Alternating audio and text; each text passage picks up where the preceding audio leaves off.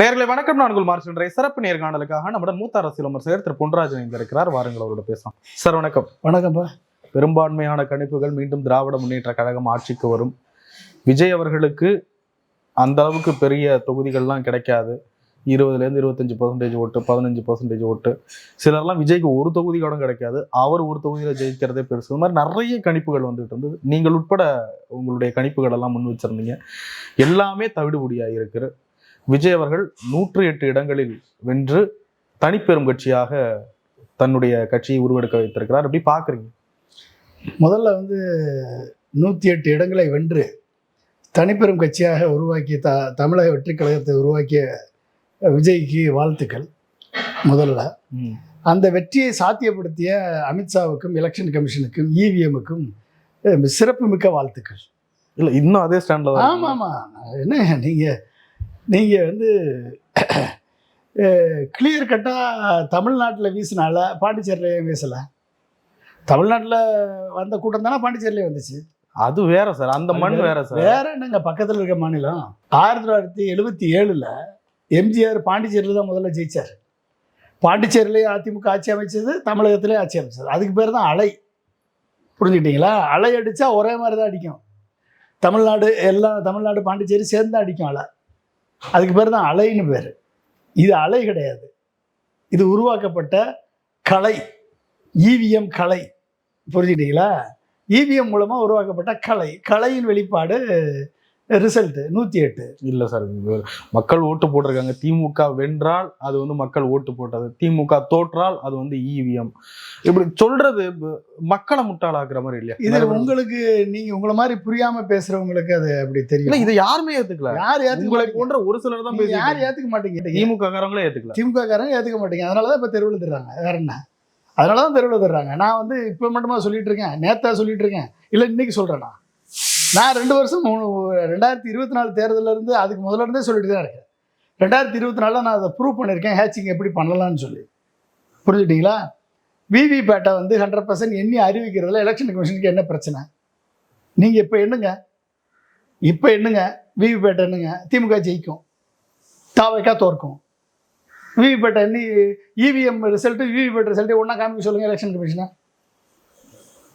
பாருங்கள்.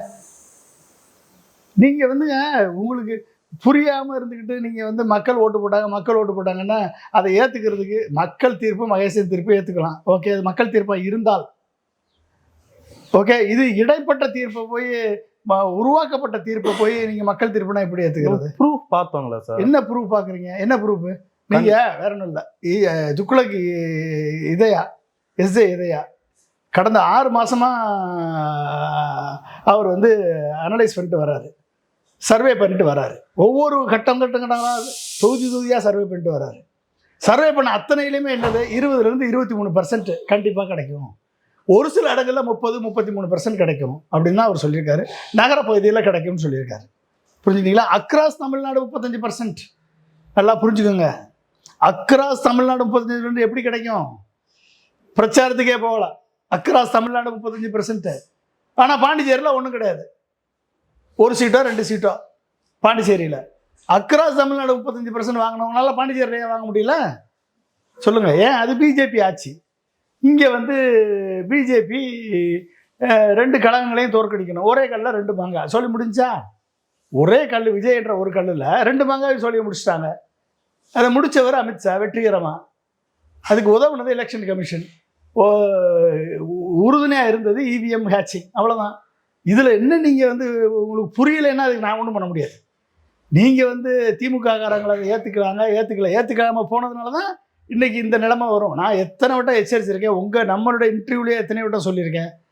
திமுகவை 100 இடங்களுக்கு கீழே குறைச்சிருவாங்க, இவிஎம் மூலமாக இது நடக்கும், ஏடிஎம்கே ஆட்சி அமைக்கிற லெவலில் வரும்னு நான் நினச்சேன். ஆனால் அமித்ஷா போட்ட கணக்கே வேற. நீங்கள் நல்லா புரிஞ்சுக்கோங்க. நல்லா புரிஞ்சு, விஜய் வர்றதுனால அவங்களுக்கு என்ன லாபம்? என்ன லாபமா? என்னங்க நீங்கள் நல்லா அப்படிதான் அவங்க வேட்பாளர் 4 பேர் ஜெயிக்க வச்சிருக்கலாம் சார். சரி, நான் ஒரு சீக்வன்ஸ் சொல்கிறேன். அண்ணாமலையை கொண்டு வந்தாங்க. அண்ணாமலையை கொண்டு வந்து இவிஎம் ஹேட்ச் பண்ணி 11.5% தான் அவங்களால ஏற்ற முடிஞ்சது. அதுக்கு மேலே ஏற்ற முடியல. அப்போ அண்ணாமலை ஒர்க் அவுட் ஆகலை, அண்ணாமலையும் எடப்பாடிக்கும் ஒர்க் அவுட் ஆகலை, அது இந்த கூட்டணியே ஒர்க் அவுட் ஆகலை. இது வந்து டேக் ஆஃப் ஆகும்னு பார்த்தாங்க. கூட்டணி ஆரம்பித்தது அமித்ஷா 1 வருஷத்துக்கு முன்னால். அதுக்கப்புறம் எத்தனை முறை அமித்ஷா இங்கே வந்திருக்காரு, எத்தனை முறை மோடி வந்திருக்காரு, எலெக்ஷன் டைமில் எத்தனை வட்டம் வந்தாங்க சொல்லுங்கள் பார்ப்போம், சொல்லுங்கள். ஏன்னா கை கழுவிட்டாங்க. அதிமுக பிஜேபி கூட்டணி தேராதுங்க. இங்கே நம்ம ஒரு ஆளை ஆல்டர்னேட்டிவ் ஆளை விஜயை கிரியேட் பண்ணியாச்சு, அந்த ஆளை ஜெயிக்க வைக்கிறது தான் நம்மளுடைய அஜெண்டா அப்படின்னு அதிமுக கூட்டணியை பிஜேபி கூட்டணியை கை கழுவிட்டு இது ஒத்து வராது, இனிமேல் இது தேராதுன்னு முடிவு பண்ணிட்டாங்க. அதனால் வரல. எங்கே வந்தார் பிரைம் மினிஸ்டர்? எலெக்ஷனுக்கு முன்னால், தேர்தல் அனௌன்ஸ்மெண்ட்டுக்கு முன்னால் எத்தனை வட்டம் வந்த பிரைம் மினிஸ்டர், எத்தனை வட்டம் வந்த அமித்ஷா?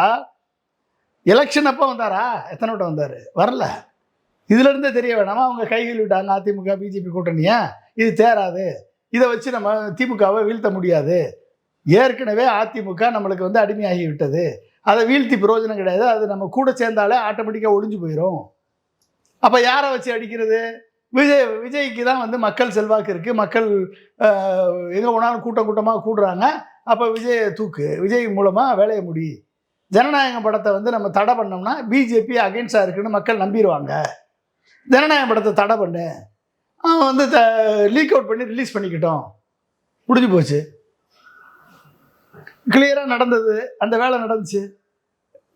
இங்கே வந்து பிஜேபியினுடைய திட்டங்கள் வந்து என்ன, நீ வந்து கொடுக்கப்பட்ட அஜெண்டா என்ன, கட்சி ஆரம்பிக்கிறதுக்கு முன்னாலேயே கொடுக்கப்பட்ட அஜெண்டா, நீ பிஜேபி திமுகவை மட்டும் ஃபோக்கஸ் பண்ணு, டிவிகே வர்சஸ் டிஎம்கே, திமுகவை மட்டும் ஃபோக்கஸ் பண்ணு தான் அஜெண்டா, வேறு எந்த அஜெண்டாவும் கிடையாது. எங்களை வேணால் நீ வந்து கொள்கை எதிரின்னு சொல்லிக்கோ, ஆனால் எங்களை எதிர்த்து அதிகமாக பேசலை. அவர் திமுகவை தான் ஃபோக்கஸ் பண்ணார், திமுகவை தான் டார்கெட் பண்ணார், திமுகவை தான் பொசிஷன் பண்ணார். நீ மற்றதெல்லாம் உனக்கு பார்த்துக்குறோம், உனக்கு பாதுகாப்புலேருந்து பணத்துலேருந்து அத்தனையும் நாங்கள் பார்த்துக்குறோம் சொல்லி அவனை இறக்கி விட்டு கடைசியில் இறக்கி விட்டு அவரை ஜெயிக்க வச்சுருக்காங்க. அவ்வளோதான், விஜய் ஜெயிச்சிருக்காரு. இல்லை, நீங்கள் சொல்கிறதெல்லாம் வெளிப்படையான பார்வைக்கு உண்டான ஆதாரம் இல்லாது. நீங்கள் சொல்கிறதெல்லாம் ஆதாரத்தோடு இருக்கா? நான் சொல்கிறேன் ஆதாரம். என்ன ஆதாரம்? விஜய் கூடின கூட்டத்தை நாங்கள் பார்த்தோம், கண்ணார பார்த்தோம். கூடின கூட்டம் சிரஞ்சீவிக்கு தான் கூடுச்சு. ஓட்டு போட்டிருக்காங்க சார். ஏங்க ஓட்டை கன்வெர்ட் ஆயிருக்கு? அதைத்தான் நான் கேட்குறேன். அப்படி ஓட்டு போட்டிருந்தா அக்ராஸ் த ஸ்டேட் 20% ஓட்டு வந்திருக்கலாம், 20% ஓட்டு வந்திருக்கலாம். 33%, 35% ஓட்டு எப்படி வரும் அக்ராஸ் த ஸ்டேட்டு? சரி, அவ்வளவு ஜெயிச்சவங்க 108ல் ஏன் நிறுத்தினீங்க? அலை அடிச்சிச்சுல, 118 ஏன் வர முடியல? எம்ஜிஆர் வந்து 33%, இவரை விட 1% கம்மியாக தான் வாங்கினார். எம்ஜிஆர் 130 சீட்டு ஜெயிச்சார். எம்ஜிஆர் 130 சீட்டு ஜெயிச்சார், பாண்டிச்சேரிலையும் ஜெயிச்சார், தமிழ்நாட்டிலையும் ஜெயிச்சார். அதுக்கு பேர் அலை, எம்ஜிஆர் அலை. இதுக்கு பேர் அலை கிடையாது, இதுக்கு பேர் விலை, ஈவிஎம் கொடுத்த விலை. புரிஞ்சுக்கிட்டீங்களா? அலைன்னா எப்படி இருக்கணும்? அக்ராஸ் தமிழ்நாடு பாண்டிச்சேரி அடிச்சிருக்கணும் அலை. ஏன் அடிக்கல? இந்த கேள்விக்கு என்ன பதில்? நீங்கள் அப்படி சரி அப்போ அப்படி அடித்த அலை வந்து ஏன் 118 கொடுக்கல? ஏன்னா கொடுக்கக்கூடாது, 108ஓட நிறுத்தணும். அந்த ஆட்சி வந்து பிஜேபியினுடைய பொம்மை ஆட்சியாக இருக்கணும். இதுதான் அமித்ஷாவுடைய பிளான். சப்போர்ட் பண்றது கூட பிஜேபிக்கு ஒண்ணும் இல்லைங்க சார். ஏங்க நீங்க இப்ப திருமாவளவன் சப்போர்ட் பண்ணணும், காங்கிரஸ் சப்போர்ட் பண்ணணும், அல்லது மற்ற சிறு திருமாவளவன் எதுக்கு சப்போர்ட் பண்ணணும்? காங்கிரஸ் பெரும்பான்மை அப்படி பண்ணாதான் ஆட்சி நிக்கும். எப்படி நிக்கணும்? ஏன் எதுக்கு நிக்கணும்? திமுக கூட கூட்டணி இருந்த திருமாவளவன் சப்போர்ட் பண்றான்னு வச்சுக்கோங்க, கம்யூனிஸ்ட் சப்போர்ட் பண்றான்னு வச்சுக்கோங்க, காங்கிரஸ் சப்போர்ட் பண்ணுன்னு வச்சுக்கோங்க, இந்த 3 பேரும் சப்போர்ட் பண்றாங்க. இந்த 3 பேரும் சப்போர்ட் பண்ணா ஒரு கட்டத்தில் வித்ரா பண்ணிதானே ஆகணும். ஏன்னா எதையுமே செயல்படுத்த முடியாத நிலை வரும். ஏன்னா இவர் சொன்ன இந்த திட்டத்தை செயல்படுத்த முடியாது, கஜானால பணம் இருக்காது. ஏன்னா இவர் 20 லட்சம் கோடிக்கு பிளான் போட்டிருக்காரு, இதை செயல்படுத்த முடியாது. செயல்படுத்த முடியாதப்ப விசிகாவும் சப்போர்ட் பண்ண விசிகாவும் காங்கிரஸும் கம்யூனிஸ்டும் சப்போர்ட் பண்ணி திமுக கூட்டணியை உடைச்சிட்டு போய் சப்போர்ட் பண்ணாங்கன்னா அந்த கூட்டணியை கவிழ்க்க வேண்டிய சூழல் வந்துச்சுன்னா ஒட்டுமொத்த கெட்ட பேர் இவங்க 3 பேருக்கு வரும். 3 பேரும் துடை தெரியப்படுவார்கள் அடுத்த எலெக்ஷன்ல. முதல்ல புரிஞ்சுக்கோங்க. அதை இப்போ மட்டும் என்ன இருக்கு, இந்த இது கூட வராதுங்க, போயிடும், மொத்தமாக போயிடும். நீங்கள் யார் கிரியேட் பண்ண, பிஜேபி கிரியேட் பண்ண ஒரு கட்சிக்கு நீங்கள் போய் சப்போர்ட் பண்ணுவீங்களா? காங்கிரஸ் சப்போர்ட் பண்ணுமா? பிஜேபி கிரியேட் பண்ண கட்சிக்கு ராகுல் காந்தி ஃபோன் பண்ணி பேசிட்டாரு. ஏங்க ராகுல் காந்தி பேசுவாருங்க, அதனால பிரைம் மினிஸ்டர் ஆக முடியல. ராகுல் காந்தி பேசுறதுனால தான் பிரைம் மினிஸ்டர் ஆக முடியல. உனக்கு யார் நண்பன்னு தெரியல, யார் விரோதின்னு தெரியல, யார் துரோகின்னு தெரியல. அதனால தான் நீ பிரைம் மினிஸ்டர் ஆக முடியல. எப்படி ஆவ நீ சொல்லுங்க? எப்படி ஆவார் ராகுல் காந்தி? அப்போ இது கூட தெரியாமல் இருந்து நீ சப்போர்ட் பண்ணா பண்ணுங்க. கடைசியில் நீ வித்ரா பண்ணும்போது என்ன ஆகும்? உன் பேர் தான் கெட்ட பேராகும். விஜய் வந்து நல்ல பேர் எடுத்துகிட்டு போயிடுவார். நீ வித்ரா பண்ணி விஜய் ஆட்சி கவிழ்ந்தா விஜய் நல்ல பேர் எடுத்துகிட்டு போயிடுவார், அடுத்த எலெக்ஷனில் ஜெயிச்சுட்டு போயிடுவார். ஆனால் கவிழ்த்த காங்கிரஸையும் ஆதரவு கொடுத்தாங்கன்றது மக்கள் பார்க்க மாட்டாங்க. நீ தாண்டா கவிழ்த்தேன்னு சொல்லி உன்னை சொல்லி முடிச்சு விட்ருவான். புரிஞ்சுக்கிட்டீங்களா? இந்த ஆபத்தை எதிர்நோக்குமா விசிகா? இந்த ஆபத்தை எதிர்நோக்குமா கம்யூனிஸ்ட்டு? ஒரு பிஜேபியால் உருவாக்கப்பட்ட ஒரு கட்சியை, பிஜேபியால் வெற்றியை சாத்தியப்படுத்திய ஒரு கட்சியை ஆதரிப்பதற்கு காங்கிரஸும் விசிகாவும் கம்யூனிஸ்டும் ஐஎம்எல் எப்படி போகும்? எப்படி போகும்? அவங்க யாரால் உருவாக்கப்பட்டாங்களோ அவங்க சப்போர்ட் பண்ணட்டும், ஏடிஎம்கே சப்போர்ட் பண்ணட்டும், பிஜேபி சப்போர்ட் பண்ணட்டும். அவங்க சப்போர்ட் பண்ணும்போது நீங்கள் எதுக்கு முந்துறீங்க? நீங்கள் எப்படி முந்துவீங்க சொல்லுங்க? விஜய் என்ன பேசுகிறாரோ, அவருடைய வார்த்தைகள் எப்படி வருகிறதோ, அவருடைய செயல் திட்டம் எப்படி இருக்குதோ அதை பொறுத்து தான் அவருடைய சித்தாந்தத்தை முடிவு பண்ண முடியும். கடைசி வரைக்கும் அவர் பாஜகவுக்கு இணங்கவே இல்லை, கூட்டணிக்கு போகவே இல்லை. ஜனநாயகனை முடக்கினது யாருன்னு உங்களுக்கும் தெரியும். அதுதாங்க டிராமாவே, அதாங்க செட்டிங்க. ஜனநாயகம் முடக்காம எப்படிங்க பிஜேபிக்கு அகேன்ஸ்ட் பொசிஷன் பண்ண முடியும்? பிஜேபியால் தமிழ்நாட்டில் வர முடியாதுங்க, என்ட்ரி ஆக முடியாது. பிஜேபி எந்த ஃபார்மில் வந்தாலும் பிஜேபியை தமிழ்நாட்டு மக்கள் ஏற்றுக்கொள்ள மாட்டாங்க. அது ப்ரூவ் ஆகி போச்சு.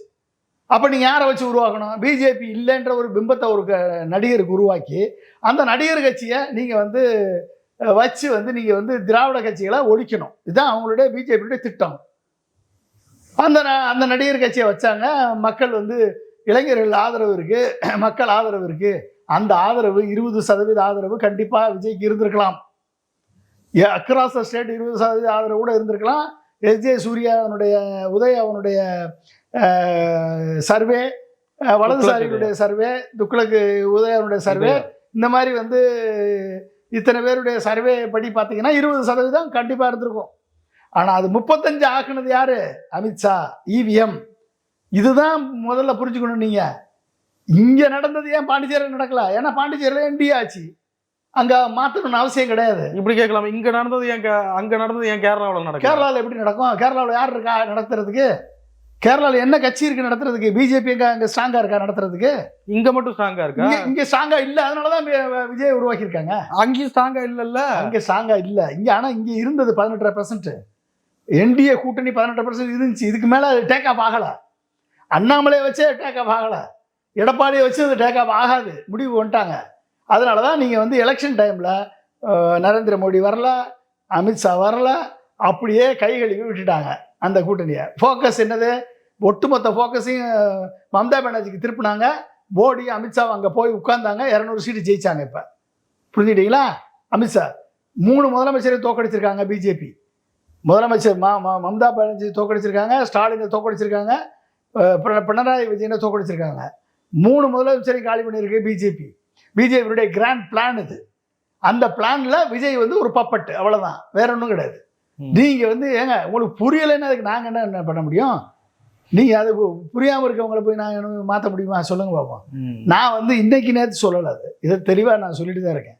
இதை புரியாம திமுக அதை லேசா எடுத்தது, இன்னைக்கு அதனுடைய பலனை அனுபவிக்கிறாங்க அவங்க. நீங்க வேற ஒன்றும் இல்லை, நான் கேட்குறேன். ஒரு முதலமைச்சர் கொளத்தூர் தொகுதியை வந்து தன் சொந்த பிள்ளை மாதிரி பார்த்துக்கிட்டாரு. அந்த அளவுக்கு கொளத்தூர் தொகுதி மக்களுக்கு மாசத்துல 2 முறை விசிட் பண்ணி கொளத்தூர் தொகுதியில் அத்தனை இன்ஃப்ராஸ்ட்ரக்சரை கிரியேட் பண்ணி, அத்தனை ஃபெசிலிட்டியை கிரியேட் பண்ணி, கொளத்தூர் மக்களுக்கு அவ்வளவு சேவைகளை, அவ்வளவு நன்மைகளை, அவ்வளவு திட்டங்களை கொடுத்துருக்காரு மு.க. ஸ்டாலின். எல்லா சுற்றுலையும் மு.க. ஸ்டாலின் தோப்பாராங்க. இது ஒன்னே இது ஒரு எக்ஸாம்பிள் போதாதான் உங்களுக்கு இவிஎம் பிளே பண்ணியிருக்குன்னு? சொல்லுங்க பாப்பா. நீங்க எடுத்துக்கங்க, எங்கெல்லாம் வந்து தாவேக்காய் ஜெயிச்சிருக்கோ அந்த தொகுதிகள் அத்தனையே எடுத்துக்கோங்க, 35%க்கு மேலே இருக்கு. புரிஞ்சுக்கிட்டீங்களா? எங்கெல்லாம் தோத்துருக்கோ அங்கெல்லாம் 20% இருக்கும். ஓகே, 20%, 35%. இதை 35%க்கு மேலே எடுக்கக்கூடிய வல்லமை பெற்ற திமுகவை சேர்ந்த அமைச்சர்கள், அதிமுகவை சேர்ந்த அமைச்சர்கள் மட்டும்தான் ஜெயிச்சிருக்காங்க. சொந்த செல்வாக்கில் 40%க்கு மேலே எடுக்கக்கூடிய வல்லமை பெற்றவர்கள் ஜெயிச்சிருக்காங்க. இதில் மு க ஸ்டாலின் அவர்கள் அந்த தானே ஜெயிச்சிருக்க வேண்டியவர். ஆனால் தொடர்ந்து அனைத்து சுற்றுகளிலும் அவரை வந்து காலி பண்ணணும்னா இவிஎம்ஐ தவிர வேற எதுலையுமே காலி பண்ண முடியாது. எப்படி பண்ண முடியும்? மு க ஸ்டாலின் தோற்பதை எப்படிங்க நீங்க எப்படி எடுத்துக்குவீங்க நீங்க சொல்லுங்க? இப்ப குளத்தூர் மக்கள்லாம் வந்து அவ்வளவு நம்பிக்கை துறைகளா? குளத்தூர் மக்கள்லாம் ஓட்டே போடலையா? இல்ல நீங்க பல தடவை இதை சொல்லி இருக்கீங்க. ஓட்டே போடலையா குளத்தூர் மக்கள்? நீங்க சொல்லிருக்கீங்க. ஒரு புரிதலுக்காக மறுபடியும் கேட்கிறேன். ஒரு இவிஎம் மிஷினு போய் ஓட்டு போடுறோம், போட்ட உடனே ஒரு சீட்டு பிரிண்ட் ஆகி வருது, அது அந்த டப்பாக்குள்ள விழுது. அதுக்கு பிறகு இவிஎம் மிஷின் எலெக்ஷன் முடிஞ்சு அந்த பேட்டரி எல்லாம் கழட்டி அதை செயலிழக்க செய்து போயிட்டு ஒரு ரூம்குள்ள ஒரு கேமரா முன்னாடி வைக்கிறாங்க. அது அத்தனை நாள் பார்த்துக்கிட்டே இருக்காங்க அங்க இருக்கிற நிர்வாகிகள். அதுக்கு பிறகு அவங்க கண்ணு முன்னாடியே எடுக்கிறாங்க, பிரிக்கிறாங்க, பேட்டரியை போட்டு எண்ணுறாங்கல்ல. எல்லாமே கரெக்டு. அந்த ஸ்லிப்பை எடுத்து எண்ணுங்க. இவிஎம் ரிசல்ட்டும் ஸ்லிப் ரிசல்ட்டும் ஒன்னா வந்துச்சுன்னா எந்த காலத்துல சார் ஒண்ணு ஒண்ணா என்னணும் சார்? என்ன பெரிய அவங்க கண்ணு முன்னாடியே பிரிண்ட் ஆகி உள்ள வந்ததெல்லாம் சார் இருக்கும். நீங்க எந்த காலத்துல இருக்கீங்க? ஏன் அதை என்ன கூடாதா? ஏன் அதை என்ன முடியாதா? இல்ல சார், லாஜிக்கா சொல்றேன். அது பிரிண்ட் ஆகி உள்ள வந்ததுதான் சார் இருக்கும். உள்ளதான் விழுந்திருக்க ஸ்லிப்பை எடுத்து என்ன வேண்டியதானே? அந்த பிரிண்ட் ஆன ஸ்லிப்பை என்ன வேண்டியதானே? எண்ணி இவிஎம் நம்பரும் இவிஎம்ல வந்த கட்சிகள் வாங்கின வாக்கும் ஸ்லிப்ல இருக்க கட்சிகள் வாங்கின வாக்கு ஒன்றுன்னு காமிச்சிருங்க, முடிஞ்சு போச்சு. நாங்கள் இவிஎம் சொல்றது பொய்ன்னு நிரூபிச்சுட்டு போங்க. இவிஎம் மேல குற்றச்சாட்டு சொல்றது பொன்ராஜ் சொல்றது பொய் அப்படின்னு நிறுவீங்க, முடிஞ்சிட்டு போகுது. உங்களுக்கு யார் தடுக்கிறது? நீங்க எந்த காலத்துல இருக்கீங்க? நாங்கெல்லாம் வந்து மேனுவல் பேப்பர்ல ஓட்டு போட்டவங்க. இந்த பேப்பரை வந்து இப்படி ஓட்டு பேப்பர் இருக்க சீட்டு, இந்த சீட்டை வந்து எப்படி மடக்கணும்? இப்படி மடக்கணும், மொத்தமா இப்படி மடக்கி பெருசா மடக்கி, அப்புறம் அதை ரெண்டா மடக்கி, அப்புறம் அதை வந்து அதை இப்படி மடக்கி, அப்புறம் இதை இப்படி மடக்கி உள்ள போடணும். என்னமோது எப்படி எல்லாம் எடுக்கணும், பிரிக்கணும், இப்படி ஓப்பன் பண்ணணும், ஒவ்வொரு பெட்டியிலையும் தனித்தனியாக போடணும். அப்புறம் அந்த பெட்டியில் போட்டதை எடுத்து எண்ணணும், எண்ணி ரிசல்ட் அனௌன்ஸ் பண்ணணும். இதுக்கு தான் லேட் ஆகும். இதுதான் எலெக்ஷன் கமிஷன் வந்து இது லேட் ஆகும்னு சொல்லுது. அதை நம்புது சுப்ரீம் கோர்ட்டு. ஏங்க எலெக்ஷன் கமிஷன் சொல்கிற பொய்யை நம்புது. அதுக்கு ஒரே சின்ன பேப்பர், நீ போடுற ஓட்டு ஸ்லிப் என்னது, ஒரே சின்ன பேப்பர் தான் வரும். ஒரே பேப்பர், ஒரு பேப்பர் உள்ள போகுது, ஒரு பேப்பர் எடுக்க போறீங்க, வைக்க போறீங்க. இது என்றது லேட் ஆகுமா? யாரை ஏமாத்துது எலெக்ஷன் கமிஷன்? சுப்ரீம் கோர்ட்டை ஏமாத்துது. சுப்ரீம் கோர்ட் கேள்வியே கேட்க மாட்டேது.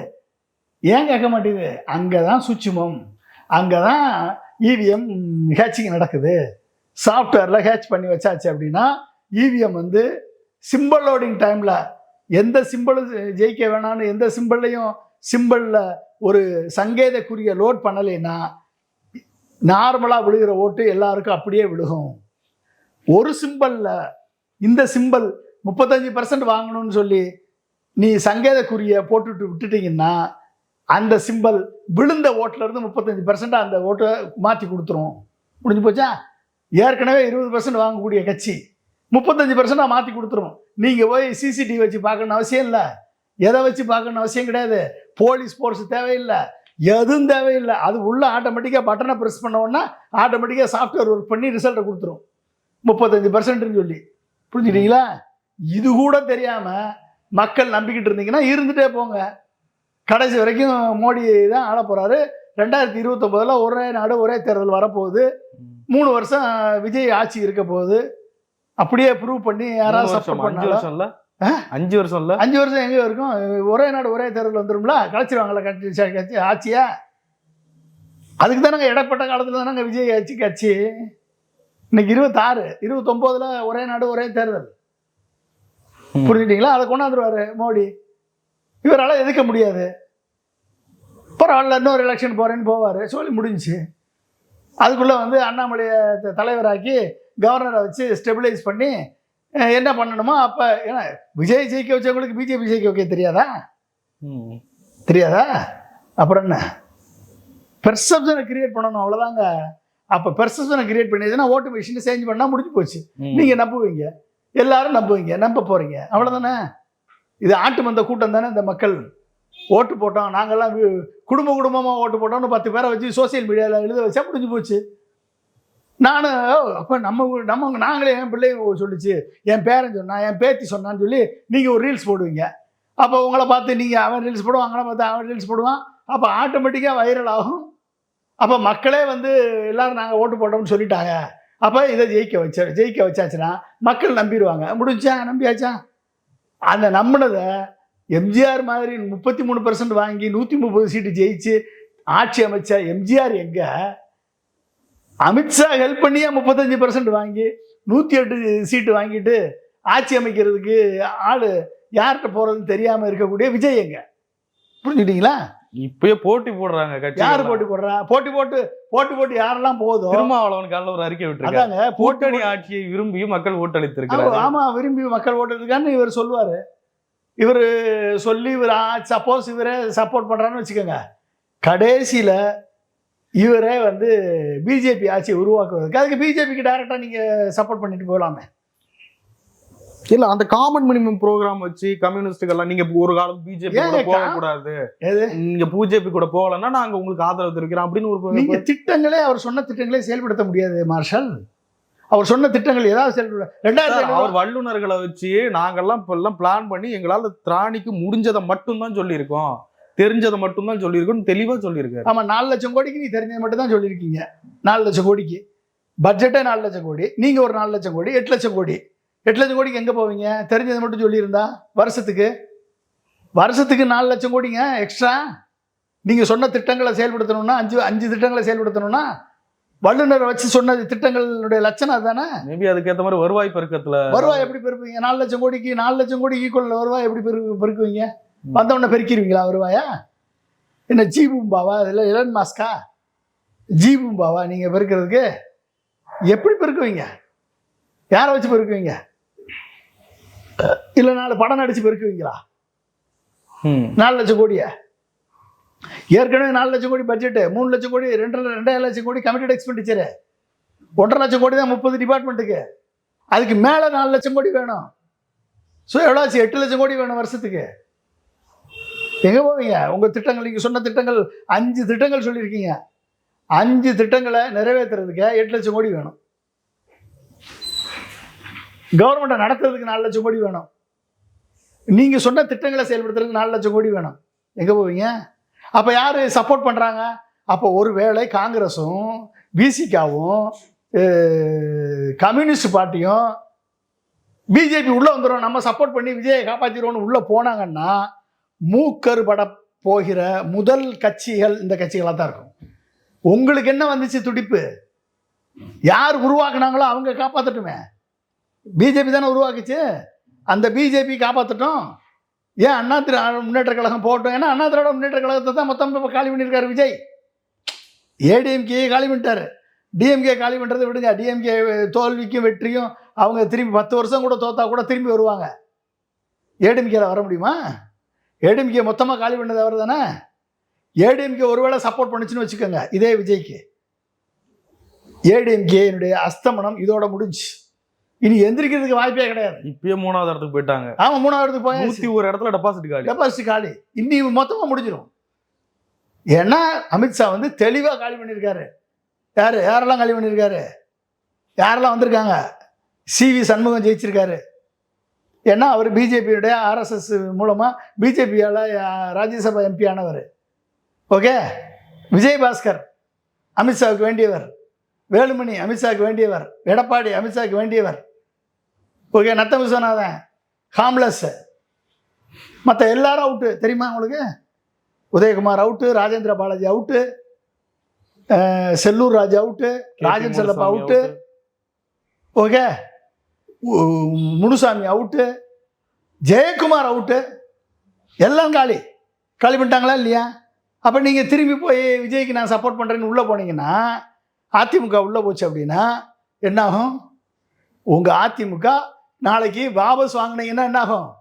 ஒட்டுமொத்தமாக அதிமுக காலி ஆயிரும். அப்போ ஆதரவு கொடுத்தாலும் தவறாயிரும், வாபஸ் வாங்கினாலும் உங்கள் மேலே கெட்ட பேராகும். இல்லை, எப்படி வாபஸ் வாங்க? அவங்க இப்போ எப்படி கூட்டணி அமைச்சரவையில் பங்கு கொடுத்துருவாங்க? அமைச்சரவை பங்கு கொடுக்குறாங்க.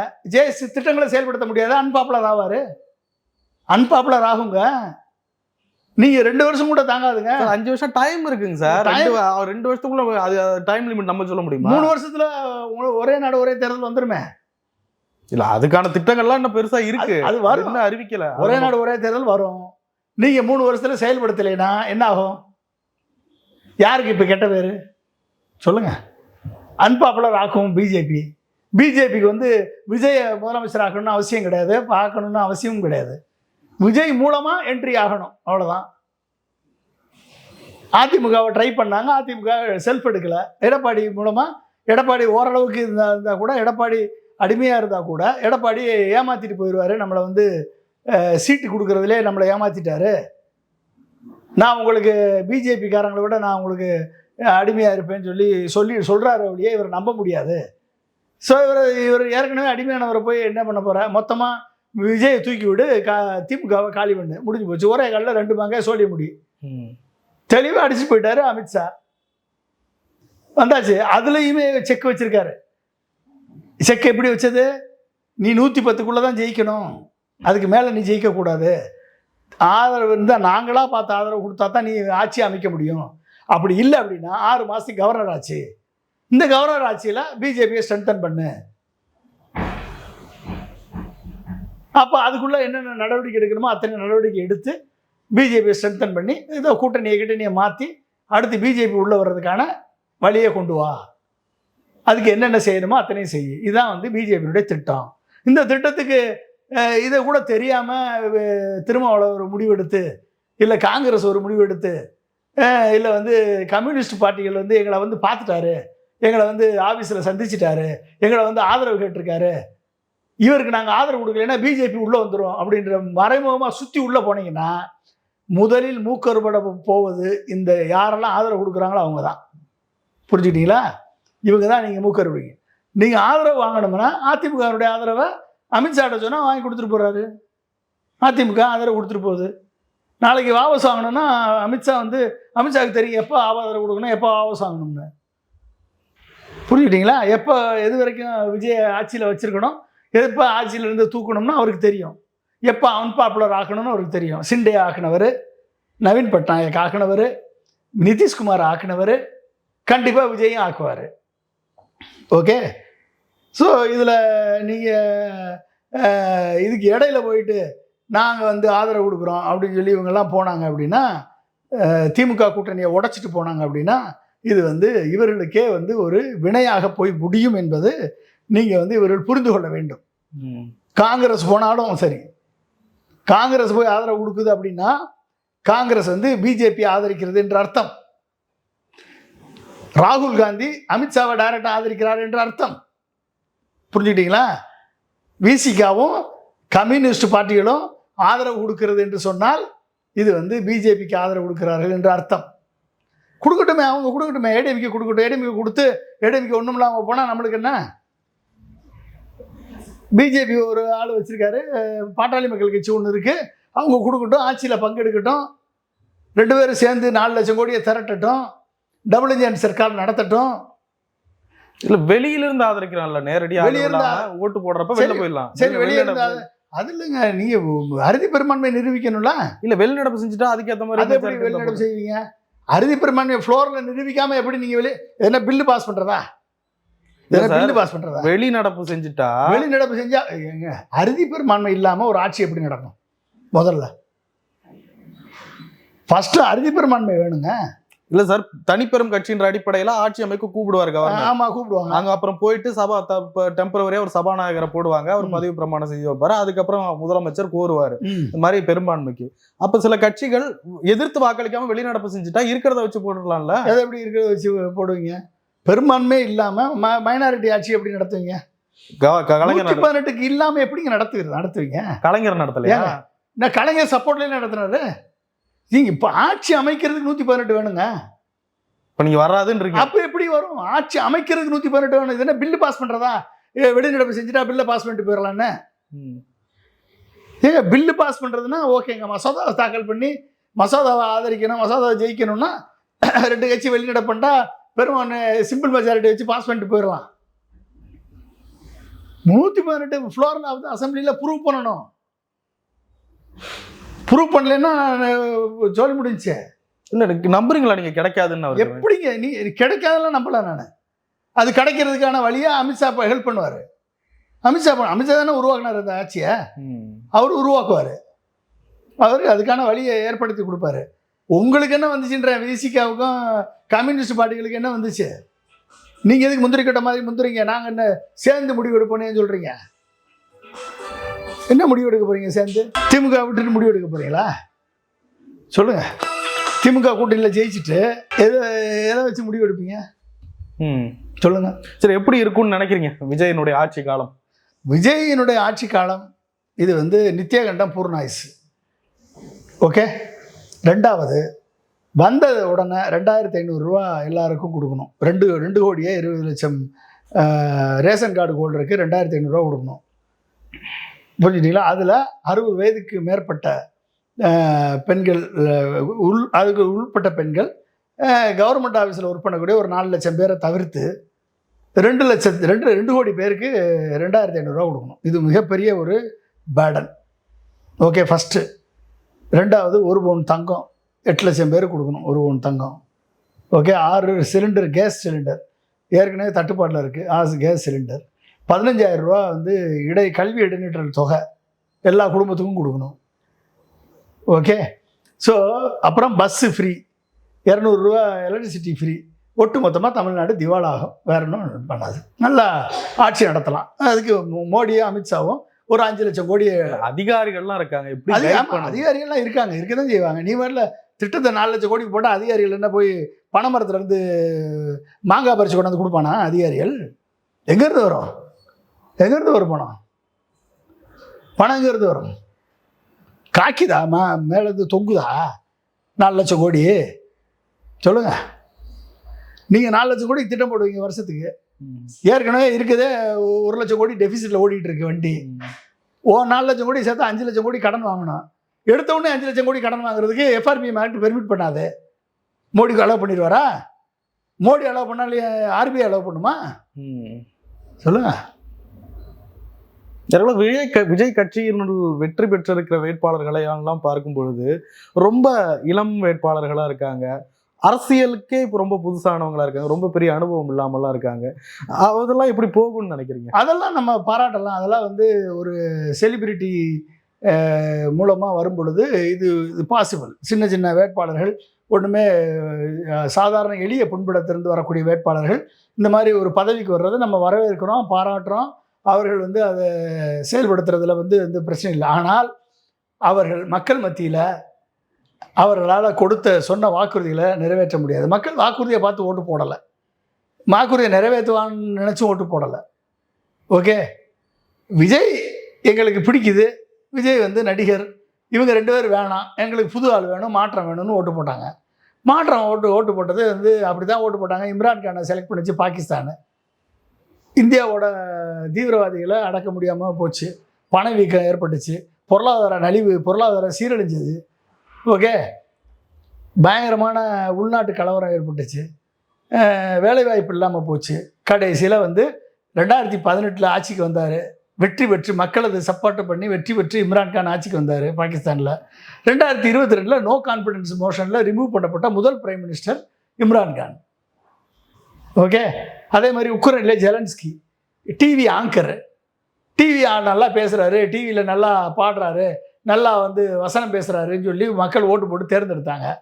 ஒட்டு மொத்தமாக ரஷ்யாவுடைய சண்டையை போட்டு அமெரிக்காவை நம்பி ஏமாந்து கையெழுத்து போட்டு, நாட்டோவையும் அமெரிக்காவையும் யூரோப்பியன் நம்பி ஏமாந்து கையெழுத்து போட்டு ரஷ்யாவோட சண்டையை போட்டு 3 மாநிலத்துங்களை இழந்து, ரஷ்யாட்ட இழந்து, பிளாக் சீயை இழந்து, டான்ஸ்க் மாநிலத்தை இழந்து, ஓகே, ஒட்டுமொத்தமாக மக்களில் போரில் ஆயிரக்கணக்கான மக்கள் கொன்றளிக்கப்பட்டு, ஒட்டுமொத்த கட்டிடங்கள், பொருளாதாரம், அது என்டையர் இன்ஃப்ராஸ்ட்ரக்சர்லாம் சேதப்படுத்தப்பட்டு இன்றைக்கும் மக்கள் செத்து ஒழிந்து கொண்டிருக்கிறார்கள். படிக்க முடியல, வாழ்க்கை நடத்த முடியல. ஓகே. மக்கள் சீரழிந்து கொண்டிருக்கிறார்கள், சாப்பாட்டுக்கே வழி இல்லாமல் அங்கே இருக்காங்க. ஓகே. இவரும் நடிகர் தான், இவரும் நடிகர் தான். ஓகே. நெகட்டிவாவே திங்க் இல்ல இல்ல செலிபிரிட்டி பாசிட்டிவா தான். எம்ஜிஆர் பாசிட்டிவா பாருங்க. எம்ஜிஆர் ஆட்சி நடத்தினார்ல 3 வருஷம், 3 டைம் ஆட்சி நடத்தினார்ல. எம்ஜிஆருக்கு ஈக்குவலா, எம்ஜிஆரை விட அவர் அதிக ஓட்டு வாங்கிட்டாருன்னு சொல்றீங்க. எம்ஜிஆர் அறுதி பெரும்பான்மை வாங்கினாரு, 130 சீட்டு. உங்களால் வாங்க முடியலையே, 108 தானே நிற்கிறீங்க. அப்போ அலை அடிச்சிருந்தா ஏன் 108 அடிச்சால 118 அடிக்கல? ஏன் அடிக்கல? அமித்ஷா மகிமை, இவிஎம் மகிமை அவ்வளோதான் அடிச்சிச்சு. அதுக்கு மேலே அடிக்க விடலை. அமித்ஷாவுக்கு தெரியும் எங்கே உங்களுக்கு லாகனை போடணும், எங்கே வந்து மூக்கணாங்கயிறை இழுக்கணும் அப்படின்னு அமித்ஷாவுக்கு தெரியும். அவர் நிறுத்தி வச்சிருக்காரு. எவ்வளோ நாளைக்கு நீங்கள் மறைப்பீங்க சொல்லுங்கள்? எவ்வளோ நாளைக்கு மறைப்பீங்க? நடத்தட்டும், நல்லபடியாக ஆட்சி நடத்தட்டும், கொடுத்த வாய்ப்பை பயன்படுத்தட்டும், முதலமைச்சர் ஆகட்டும், அமைச்சரவை உருவாக்கட்டும், திட்டங்களை செயல்படுத்தட்டும், 5 வருஷம் ஆட்சி நடத்தட்டும், ஆட்சி நடத்தி மக்களது நம்பிக்கையை பெற்று மீண்டும் ஆட்சிக்கு வரட்டும். தமிழ்நாட்டுடைய பொருளாதாரத்தை 11.19% இருந்துச்சு, அடுத்த 5 ஆண்டுகளில் 15% உயர்த்தட்டும். $1 trillion எக்கானமியை 2031 அடையிறேன்னு சொன்னார். இவர் 1.5 trillion அடையிறேன்னு சொல்லியிருக்காரு. 1.5 trillion கொண்டாடுறதுக்கு என்ன திட்டங்களை கொண்டாடுறான்னு பார்ப்போம். செய்யட்டும், உயர்த்தட்டும், மாநிலத்தை வளர்ப்படுத்தட்டும், நம்ம எல்லாம் சப்போர்ட் பண்ணுவோம்.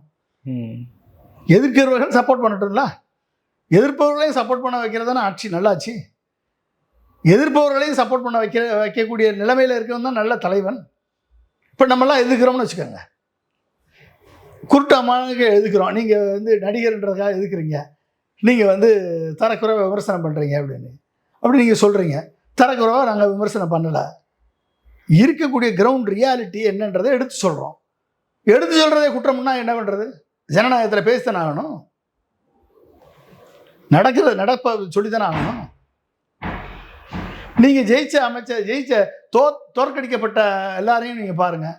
யாரெல்லாம் தொடர்ந்து எல்லா சுற்றுலையும் வெற்றிருக்கிறார்களோ அதெல்லாம் வந்து இவிஎம் மேலே மட்டும்தான் அது நடக்கும், இல்லைன்னா நடக்காது. 35% அக்ராஸ் த ஸ்டேட்டு. என்ன எம்ஜிஆர் மாதிரி இது என்ன ரெவல்யூஷன்? அதுதான் நான் கேட்குறேன். எந்த ரெவல்யூஷன் இங்கே நடந்தது அங்கே நடக்கலை? ஏன் 108 நடந்த ரெவல்யூஷன் 118 நடக்கலை? ஏன் நடக்கலை? இப்போ இது எப்படி நீங்கள் ஏற்றுக்குவீங்க? அதாவது இது வந்து உருவாக்கப்பட்ட வெற்றி. இந்த உருவாக்கப்பட்ட வெற்றிக்கு சொந்தக்காரர் அமித்ஷா, இவிஎம், மோடி. ஸோ அவர்களது கணிப்புப்படி ஆட்சி அமையும், அவர்களது கணிப்புப்படி ஆட்சி நீடிக்கும், அவர்களது கணிப்புப்படி ஆட்சி கவிழும். அவ்வளோதான். நிறைய விஷயங்களை பயன்படுத்தி ரொம்ப நன்றி சார். நன்றி.